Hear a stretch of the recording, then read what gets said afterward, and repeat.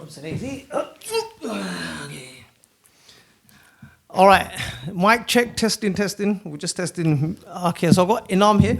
Inam is a father of one boy, and I've known Inam since. How long has it been since, bro? It's been years, man. Years, yeah. So years. we went to the same secondary school together, and then we left secondary school, went our own separate ways, and then life just changed and evolved. We got married, had kids, and now that we're here. With our own wives, yeah? With our own wives. Not with us. just trying to make that clear. We don't swing like that. Yeah. So anyway, I'll be asking Inam a few questions, just to get a bit of background info in terms of his parenting, and yeah, just having a light conversation. All right, Inam, first question, bro. Yep. Okay, what's one lesson your father taught you that still shapes you to this day? I can't get words out of my mouth. That's a good question. I think what he implemented was the getting up early, basically. The early to bed, early to rise makes a man healthy, wealthy, and wise. Oh wow! Okay. So that was. Tell me a bit about that. Okay. So that's basically that he was trying to instill that. Yeah. I mean, I'm still learning on that, to be honest with you. To this day. You're hitting the snooze button one too many times. Yeah. But so you would say that wake up for Fajr namaz, and then have a routine. I drink, get hydrated, drink some water, have tea. And then obviously focus on what your challenges are, what your goals are, and in that time is the best time to actually focus on your goals and find solutions. So, bro, wait there. Okay, how long did that go on for? Like, when did that get established? From what that age until? I think that got established since he's been saying that since we're like 11, 12. 11, 12, yeah. And you've been consistent since? No. Okay. Tell us what happened during that break of being consistent and then all of a sudden basically, not consistent.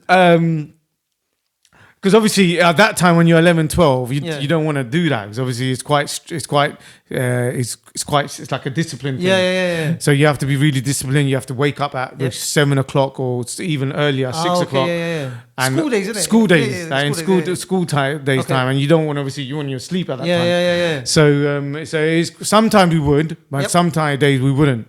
So it was like touch and go basically. But wait, so that's a strange one because so Pops instilled that discipline. Yeah. Then how did it kind of... No, right. So he tried to instill that discipline. He tried. Wait. Hold on. Okay, let me hold you to that. Okay, right. So the try, what was the try like?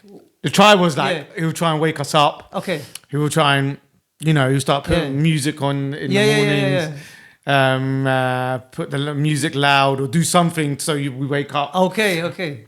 How many times did he do that for? Or how long did this go on for, bro? Yeah, well, I would say it would feel like a month or so, or a few months. He tried to do it. Yeah. And then we did it sometimes, but then we'll go back to our routine, like normal routine as well. It's the normal routine. And then we'll just then we'll like try and do it again. And it's inconsistent basically. It wasn't like consistent.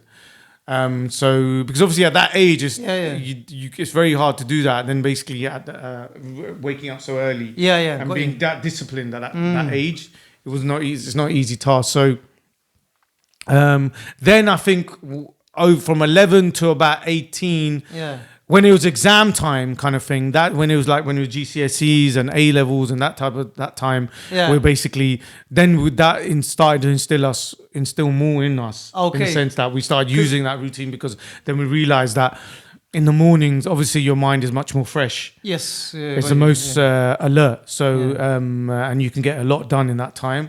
But wait, so when it was time for exams, what got brought to your attention to switch and think, okay, you know what, I need to take this thing seriously? Is it because what was at stake? Yeah, that's one factor. One factor was obviously the what was on stake as your exams was we have to get good results in our exams. Yeah. So that was the main thing, and in order to do that, you need to do revision, right? Yeah. So the preparation. So we would then basically one time would like if I woke up and I found that I would be able to concentrate much better. I'll be able to get a lot done and revise a lot and get a lot in my head.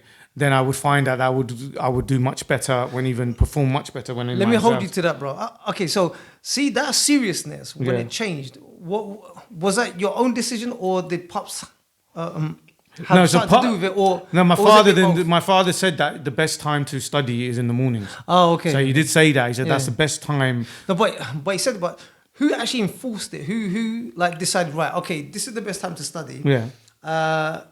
Did your dad just do something to make you study? No. We just basically. You just thought, okay, you know what?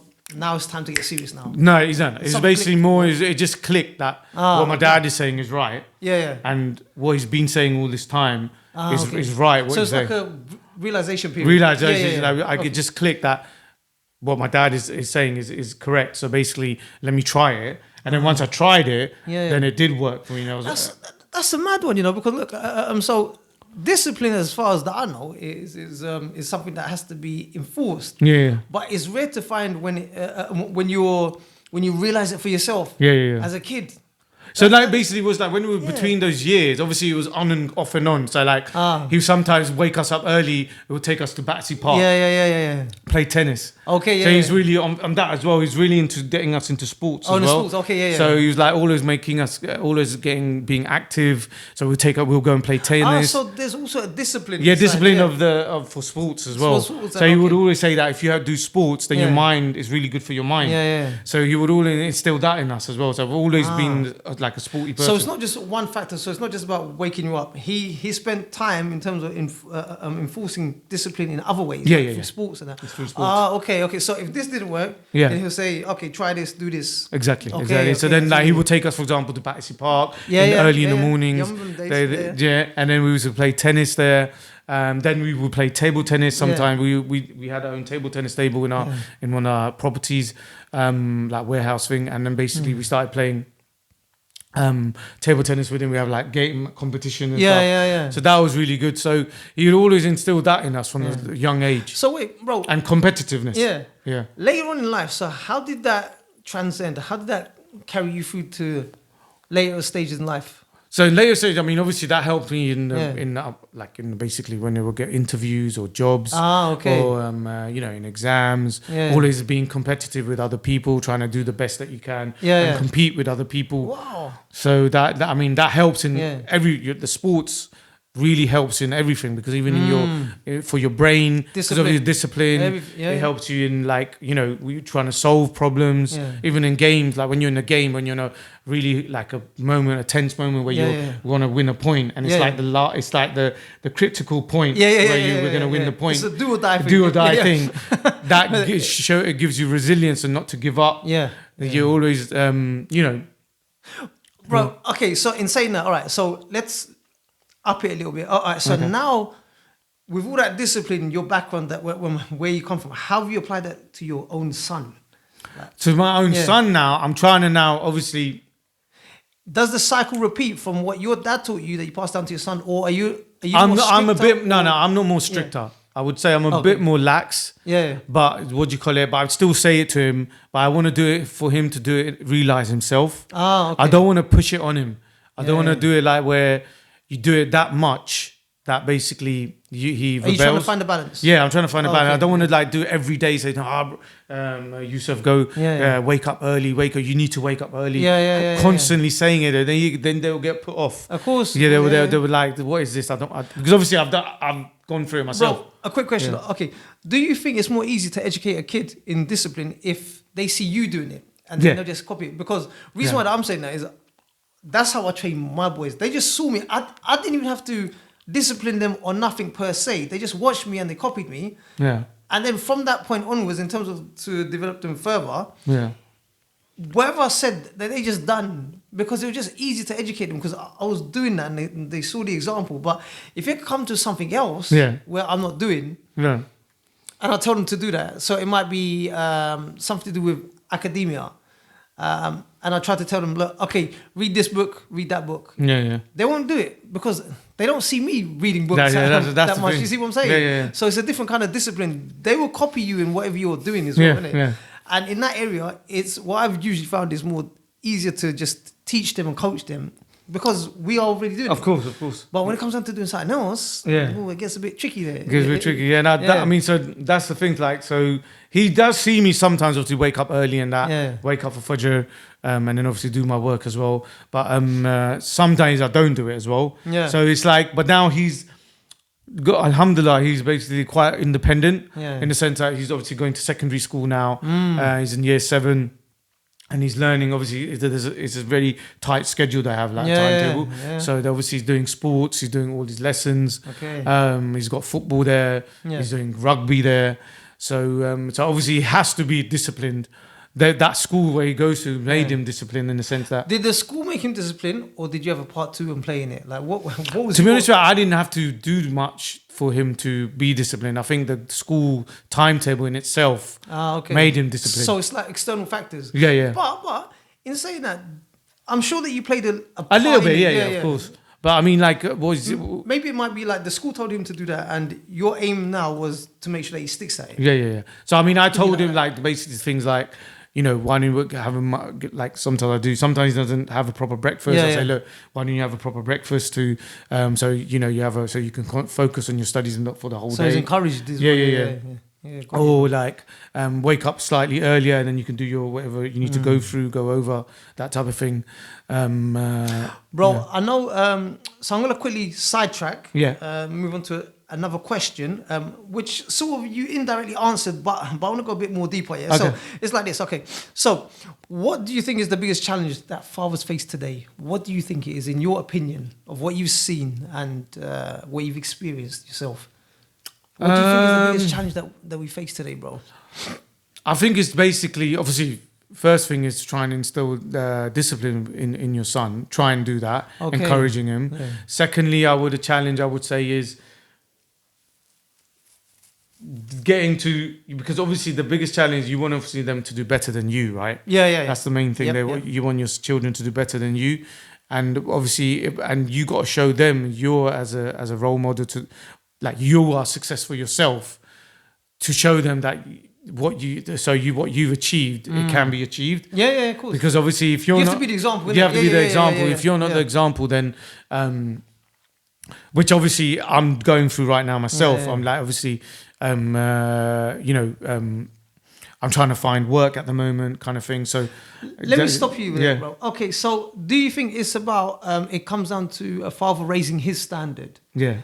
Do you think that this is what we lack, and some of the challenges standards with fathers is dropping? Or do you, like, when I'm talking about standards is dropping with fathers, it's they've got their own standards that are slipping. Yeah, they're not becoming the best versions that they should be. Or I mean, actually, the thing is, I can't say that to you. Means it obviously depends on which father it is, because obviously some fathers are doing really well. Some fathers are not doing really too well. So it's like, you can't really say it's just one if it's all kind of thing. So basically, it's like the fathers that are doing well and are successful in their careers, obviously then the sons look up to them. And they will, and obviously then they gain they earn. So the fathers earn the respect from their sons or their daughters. So what do you call it? So what is the issue then? So I think the issue is that I think the biggest challenge for me myself is to show them that, you know, that I am a good role model to it's the example. An example. To set the example. To set the example. Show him that, son, I've done like what I've achieved. Because then afterwards, your son's going to say to you, Dad, what have you done? Like, if you haven't done anything. Let me challenge you now. Okay, so say, for example, you've got a father. He's achieved this. He's got X, Y, Z, bank account, whatever, But he's not able to regulate his emotions. So say, for example, he's gone through a stressful situation and the son is witnessing how his dad is reacting. Not necessarily what he's achieved, but in terms of how's he coping with stress challenges.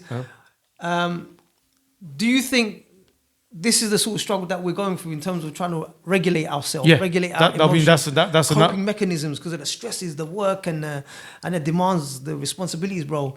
Exactly. So these are obviously what you've mentioned, basically all the regulating your emotions, regulating your stress levels, how to deal with it. Like, show like coping mechanisms, how you find solutions to problems. You don't panic. All these things basically show him how you react to things. And I mean, obviously, I'm no angel, of course. We ain't. No one's an angel. Obviously, people make mistakes. At first time you react differently, and then obviously learn from. You shouldn't have, then you say, oh my gosh, I shouldn't have reacted like that. Obviously my son's watching as well, so then you do it. If there's another challenge comes, let me ask you something, Rob. Okay, so you said that your son is watching. Okay, is he watching the way you react, or what you've achieved, or what you've done? What is he watching, or is he watching it all? He's watching it. Well, basically, he's watching everything, bro. Okay. So he's watching. He's like a sponge right now. Yeah. He's kind of sponge. So he's watching everything. What you do. Yep. What your actions are. How do you react? How do you react with your wife? Yeah. How you react with how you interact with all the react and interact. Interact and react. You like that one day? You know, you like that, right? The lyrics. So so it's basically they're looking at everything, man. They're looking at everything, and they like. It's like what you said. They're sponges, in it. They're absorbing. They're absorbing everything. It's like, for example, right now. Yeah. Like, because I haven't got a job right now. He's like, Dad, what's going on? Like, are you not getting a job? What's going? Like, he's obviously worried. Yeah. So I'm like, look, son, I'm going. So he's pushing you now. He's pushing me indirectly. Yeah. He's pushing me because right now, obviously, I'm going through a tough time. Yeah. So keeping it real, may Allah make it easy for me. I mean, and everyone else who's in this situation. Yeah. But what do you call it? They trying to find a job at the minute is not easy. Yeah. I mean, but inshallah, the risk will come. Yes, of course. You just have to be for the effort, for your effort and for your patience, inshallah. So, I mean, he said it to me a few times. Dad, what's going on? So he's watching. Yeah. He's watching me. Basically, that's a pressure in itself. That's pressure now in itself. That you got to perform now. Yeah. So so these type of things, bro. So it's like and obviously you don't want to show him that you can't get a job or you can't provide, because then obviously that will impact you, impact me, us as a family, and impact him as well in the future as well when he grows up. So it's everything really they look at. Cool. All right, bro. Just moving on. Okay, so if you can give one piece of advice about fatherhood, what will that be, bro? Fathers out there who are tuning in, watching, listening, what would that golden nugget be of yours from your own personal experience, bro? What would you say to them through the experiences that you've been through, the trenches? How long you been married now, bro? I've been married. Oh, that's 17 years or something? Basically, I got married 2008. Okay, 2008, so it's 2026. It's about 22 years? Yeah, 22 years. So Wow. Oh my gosh. That's flown so much. I haven't worked out the maths, so make out the maths. Well, unless I got it wrong. But it's been long, bro. My maths is kind of bad, you know. I'm only good with kilos. Kilos and pounds. That's how I work. You see what I'm you know? Anything else? No. No, but so what would that advice be, bro? That golden nugget. I would say that the best thing is to try and like when you get angry with your son or somebody's done something wrong, I would say advise fathers to not just like start shouting at him or going like, finger pointing at him. But why did you do that? Why did you do this? Just listen to what they have to say. I would, and then speak to them really calmly, and and say to them, look, maybe you should have done this, or give them a solution of what they should, or ask them what they think they should have done, or like that type of thing. So I would say be calm with your son and treat him as a friend. But then basically, obviously, you still have to have boundaries as like you're his father. Yeah. But still treat him as a friend and make it so you don't, he doesn't feel really stressed. Yeah. Kind of thing and pestered. Yeah. Got you. So that type of thing I would advise. So it sounds like, if I were to summarize, to hold back and not let a reaction be your immediate response. Yeah. To just try and understand where they're coming from. And it's all right for them to make the mistake. Yeah. And sometimes we even get it wrong because we pressurize them saying, why did you do that? So now I'll give you a prime example. which is like literally happened. It was mad. Keep it raw and real, bro. Keep it raw and real, bro. Yeah. So basically, one day Yusuf was downloading some stuff on FIFA. So he's creating. Okay. You know, they do this team matches thing. Okay. They create their teams. Yeah. So he's been working really hard. Yeah.